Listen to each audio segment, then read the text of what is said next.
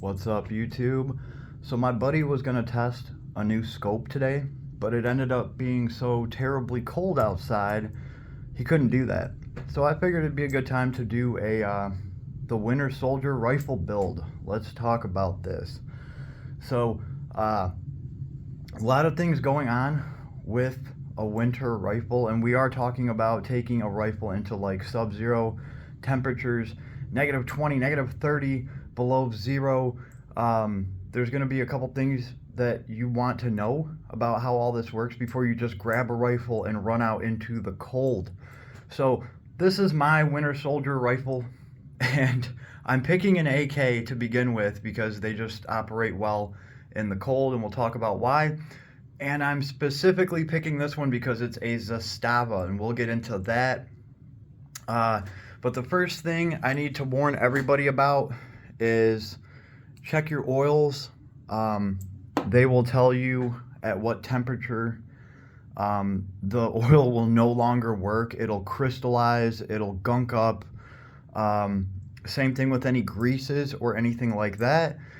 And that's why I'm picking an AK, because these can run bone dry. That's the beauty of these. AKs can fire under looser tolerances. They also don't require oil.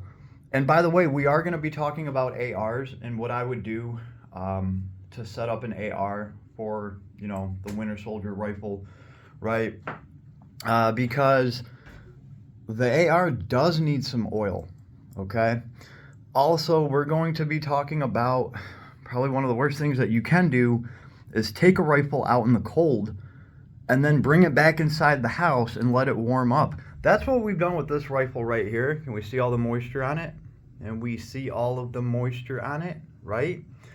And right now, all of this is also happening inside of the rifle. Now, what's even worse, you take this rifle outside where it's freezing, you bring it inside, and, precipitation, condensation, all that good stuff, you start getting water on the rifle. It starts getting moisture on it. As soon as you take it back outside, all of this will freeze and turn into ice. That will also happen inside of your rifle. In my opinion, that's a great way also to damage your trigger group. There's a bunch of little parts in here. They're all moving. And when you obstruct them, when you freeze them, and then you pull on the like even right now, I can feel that my trigger is a little stiff. It's a little sticky. There is oil in here, and that's probably half of my saving grace right now, because oil covering surfaces and grease covering surfaces is going to save you from this water trap, right? So it's kind of a conundrum, right? We also have to talk about mags. So specifically for this rifle, I took it outside just so we could see the effect on it, and I brought it in. It's on the bench right now because I'm going to be cleaning this rifle out. By the way, the AK Operator Union, AK Union channel with that Rob guy, the thick accent, he just dropped a video talking about how to prep your AK for the winter. And yeah, he said run it bone dry. So great video, go watch it if you get a chance. Yeah, I'm going to be saying the same thing here, and I'm going to be doing that. I'm going to clean all of the oil, everything out, because here's the thing. In the summertime, to protect from moisture, I do want some oils on this stuff. Again, the AK doesn't need oil, but, in the summertime, when temperature is not an issue, why wouldn't you want to cover some of those surfaces up with something to give them some protection, right? Also in the summertime, like you're actually dealing with water. Right now, if you take a bone dry rifle outside, it's dry out there. There's really no water because everything's frozen. By the way, one of the worst things that you could do is spill a bottle of water on your rifle when it's 30 degrees below out there. That water is going to freeze instantly. So you want to get these things bone dry. You want to keep them bone dry for when you're going outside.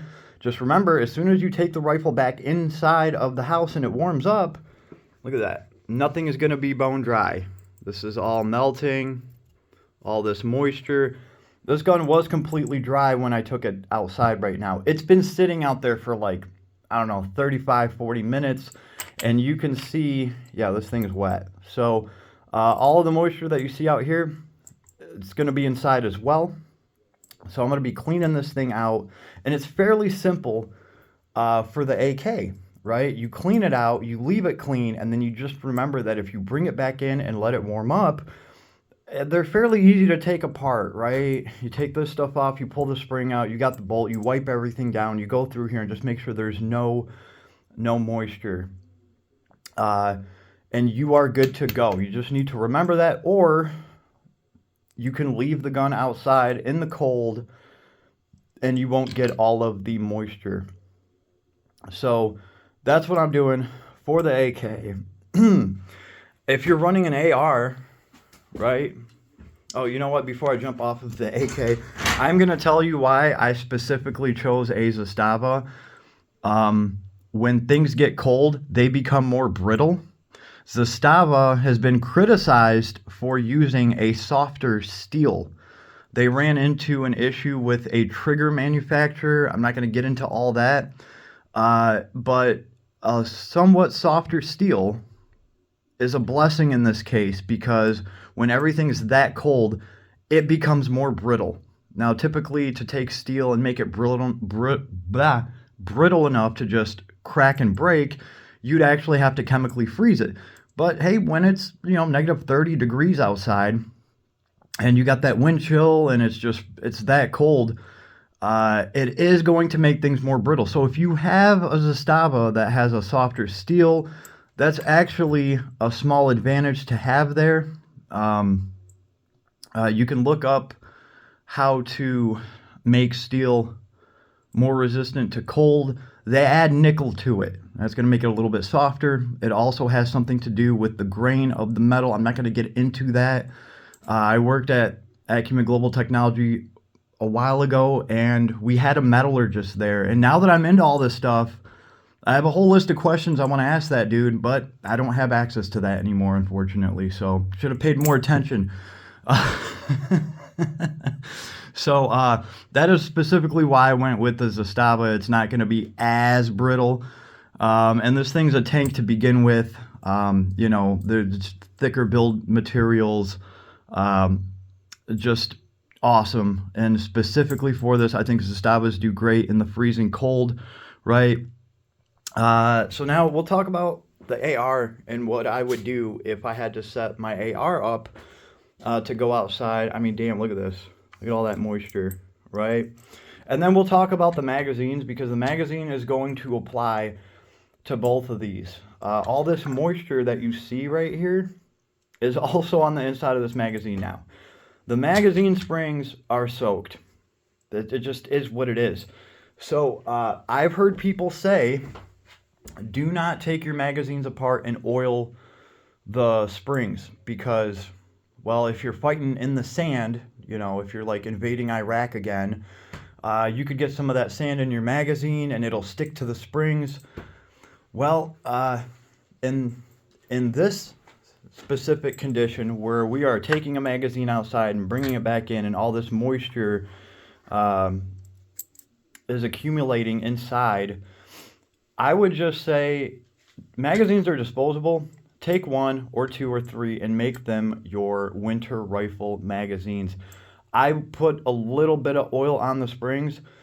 Whenever I'm talking about oil here, I mean the very smallest, faintest amount. We just barely want to cover the surface area so that we don't have as much water sticking to it through condensation, right? And because I would much rather do that than take a magazine outside, bring it back in, out and in and out and in. That's going to jeopardize the springs in here. So, depending on how much you take it out and bring it back in. So something to keep in mind with magazines, I would just set a few of them aside and be like, these are the winter magazines. Put a tiny bit of oil on the springs, and I think you will be good to go. right? So same thing applies to the AR magazines. I'd be doing the same thing. I would just be setting a couple of them aside. So here's the thing with the AR, right? The AR doesn't want to be ran as bone dry as the AK. So what can you do for that? Well, first of all, be very selective where you oil. Use very small amounts of oil. We are just trying to barely get any on that surface area just to protect it. And I guess the most important thing here would be, how expensive is the oil that you are getting? Because the more premium oils and lubricants are going to have a much lower freezing point. You might just have to pay more for a bottle of oil that is specifically formulated to be, ran at negative 35 degrees, and that just might have to be the price that you pay, right? Now, is there any other ways around it? Personally, I would get those little hand heater pads, and with a rubber band, I would just slap one of those little hand heater pads right here. I would just want a little bit of warmth right here. As soon as you actually start firing the weapon, it's going to naturally heat up a little bit on its own, right? And I think you're going to be good to go. I think it's those first initial shots that you're taking while the rifle is bone cold that are adding a little bit more wear and tear to the rifle. Now, both the AK and the AR can operate in Arctic temperatures, or else Uncle Sam would have never adopted the M4 if it couldn't hang with the AK in a Soviet winter, okay? The thing is, and this is just my personal opinion, okay? Under extremely cold, very cold circumstances, you can fire this rifle a few times, and I mean, there's not really, you can run these bone dry with the tolerances and everything. You're going to be good to go. I think the first few shots that you take on an AR, they're going to work. It's going to shoot, but I think the wear and tear that you're getting on the AR is substantially more from those first few shots than on an AK. It's just the way that everything's set up in here. You have seals that need to seal. You just have more stuff going on, the bolt carrier group, and these things do need some oil, right? So that's what I would do. In a way, you're kind of eliminating a cold start, right? I would put a little heating pad on here. On top of that, something that is going to help any rifle that you have, and I have them on both of these, is a good sling, right? So when this rifle is slung to your body heat is going to warm the rifle up a little bit. It's not going to make like all the difference in the world, but it is going to warm it up a little bit. That is actually going to help. And over here, this rifle slung to your body, and you have a little small heating pad on top of it that you could just tear off. You're just breaking a rubber band. That is what I would do. I would go buy some of those little hand warmer pads, each one of them, the chemicals mix, and they stay hot for like 5 hours. If I was really worried about incurring unnecessary wear and tear on my rifle from Arctic operations, so that is my take on it. And the same thing applies to the magazines, right? Just remember, if you're gonna keep taking them out and bringing them in, all this moisture is going to happen everywhere and inside. So yeah, let me know what you think. If I missed anything, let me know, right? This is still like a process that I am working on, pretty much patenting for myself and what I'm going to be doing with all my stuff. If anybody has anything to add that can help me, I'm open. The comment section is open, right? Let's discuss this. If I'm absolutely wrong about something, please let me know, correct me. I would really like to know, especially if it would save one of my rifles.